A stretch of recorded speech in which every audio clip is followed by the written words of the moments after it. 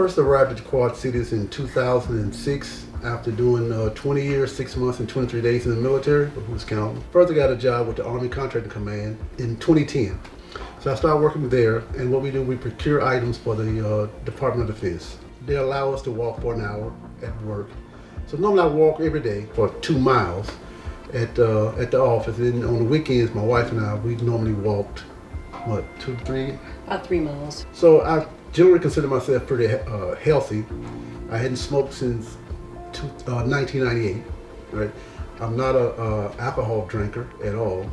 And I try to watch my diet, even though I'm guilty. I do like my steaks.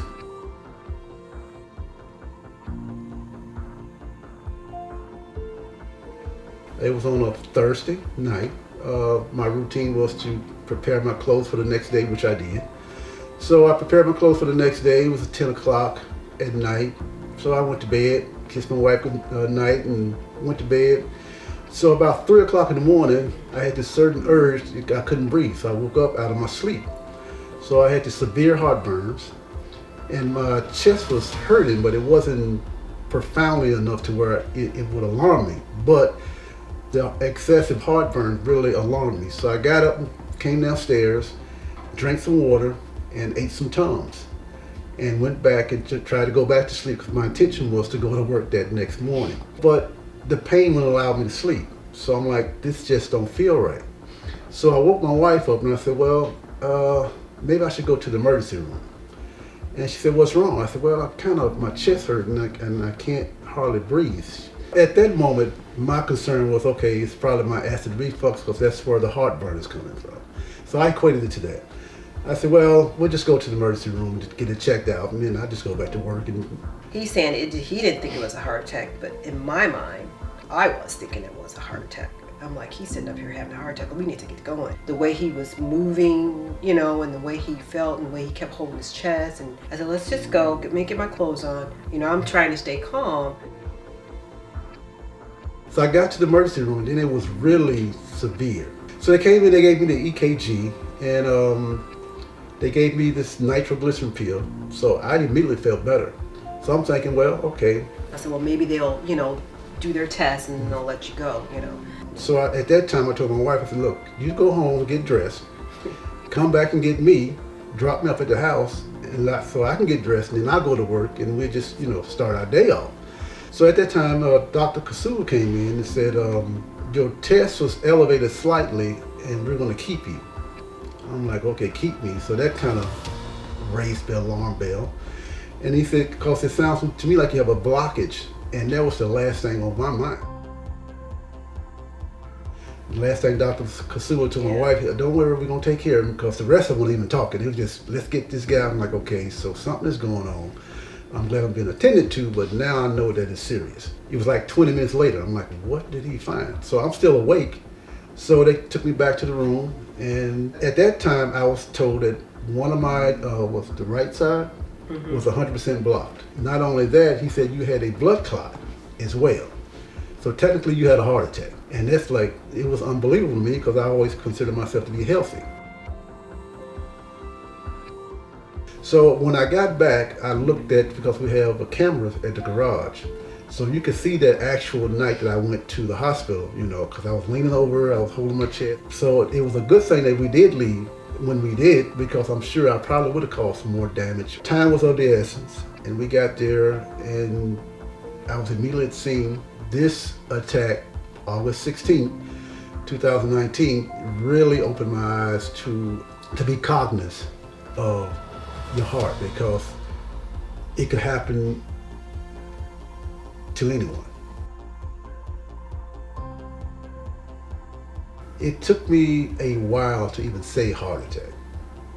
I would say I had a cardiac event, to keep from even acknowledging, because when you acknowledge that, you're acknowledging the fact that you could have died, basically. I can't imagine family not having Uncle Kevin or Daddy, It'd definitely be a big or Kevin.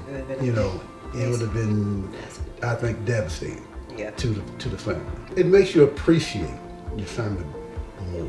Had the event happen 3 months later, if I was at 100% blockage then, and I didn't know nothing about this, The likelihood of me dropping dead of a massive heart attack was probably high, percentage-wise.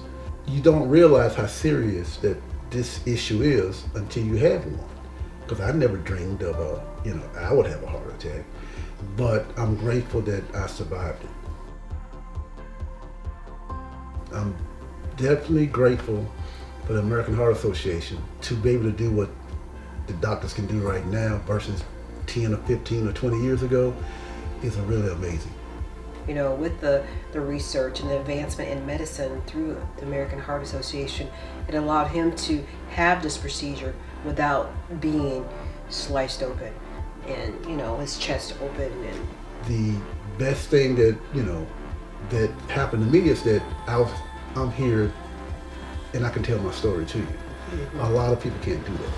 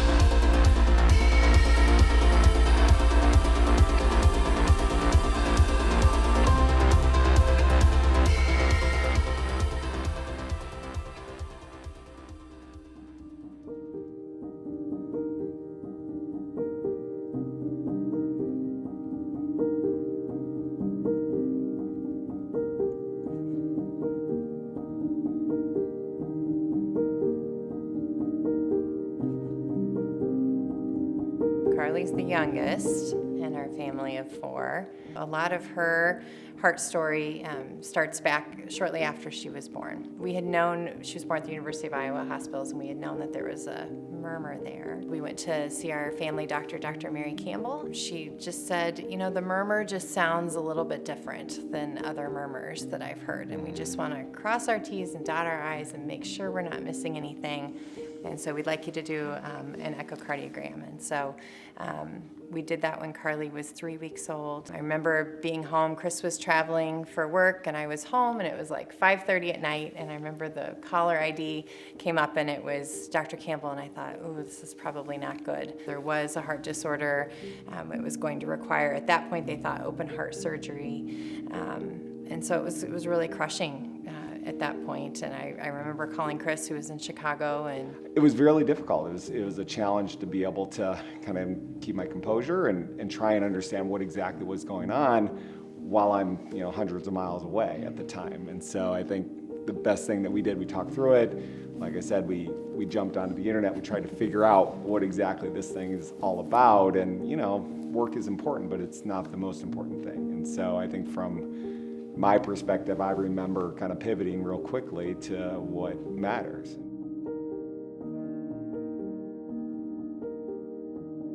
At the time that Carly was born, we had a very active family. We have 3 healthy children, and you kind of assume that everything's probably going to be good with the next one. And our boys are really active in sports and different school activities, and just love playing outside and on the go. And so the thought of having a pretty serious health condition for one of the kids, and potentially something that could be chronic if it wasn't, addressed properly, was really scary to us. Everybody always, you envision everything being perfect, and going back to, we got our girl, we got 4 healthy kids, everything's great, and then that flips upside down a little bit for a short period of time. There, you adjust your expectations and say, I want to make sure she's safe. I want to make sure she makes it out of this. We got to go see Dr. Pivich when Carly was about almost a month old. Dr. Pivich just really reassured us that there had been so many advances that had been made in research with her condition, that there were new techniques that they were developing surgically, that there was just a much better prognosis, and that hopefully if we had a great surgery, that we'd have a great outcome and hopefully not have to have any restrictions on her, and that she would lead a normal, long life. It's really tough with the baby with the congenital heart condition because you can't ask questions, about whether they're in pain or if they're feeling any different. So our job as parents was really to monitor her very closely, especially during feeding time, because feeding was when the baby kind of exercises. We got to about 7 weeks old, and I remember just noticing some difference in her fatigue level as she would feed and as she would eat. And calling Dr. Peevich's office and her saying, I think you need to come in tomorrow and let's kind of reevaluate. At that point, we had been seeing Dr. Peevich about every week. And she said, you need to go meet with some surgeons and kind of figure out who you're going to feel most comfortable with. We decided to call Mayo, and there was a surgeon that she had worked with previously and had recommended as one of the folks to interview. So, we had the evaluation with the surgeon, and he looked at all the charts and all that good stuff and said, I think you need to come in on Friday. It's an emotional thing to prepare your 8-week-old daughter to have heart surgery. At that point, we knew we weren't going to have to do open heart, at least. It was so relieving to us to know that she wouldn't be on a heart and lung machine, her heart wouldn't be stopped, and that Mayo had techniques that were advanced enough through research to be able to actually go in through the back. So I'll always remember when we met with the surgeon right after you were done with everything, and he said to us, well, that was impressive what I saw inside, and it's not a good thing to have a surgeon tell you it was impressive because it means it was unusual. The months after her surgery, we came back and Dr. Peevich continued to monitor her. We saw her regularly, and we struggled for about a year with high blood pressure, which is a pretty common thing that kids with coarctation of the aorta and that repair will have. And so we again got to work with some other fabulous doctors at Iowa Children's Hospital. And then as time went on, and you saw how active she started to become as she started walking, as she started talking, as she started running and doing all the things that little kids, toddlers, all the kids do, started to realize, okay, I think she's pretty safe and we don't have to protect her quite as much as we did that, those first 6 months to a year. And probably about 9 months or so after surgery, I'd say we got to go off all medication.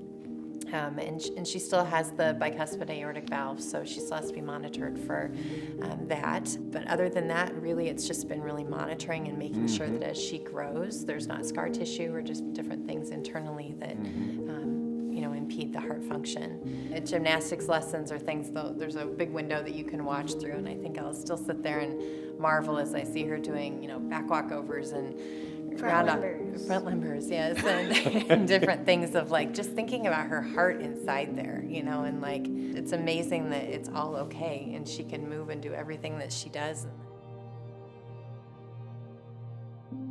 Yeah, so I think if there's been a little bit of a theme through our discussion today, it's that, there's a lot of information out there, and, people generally go out and try and find it. And I think one of the places that we found a lot of the information that was most valuable and that was trusted was the American Heart Association.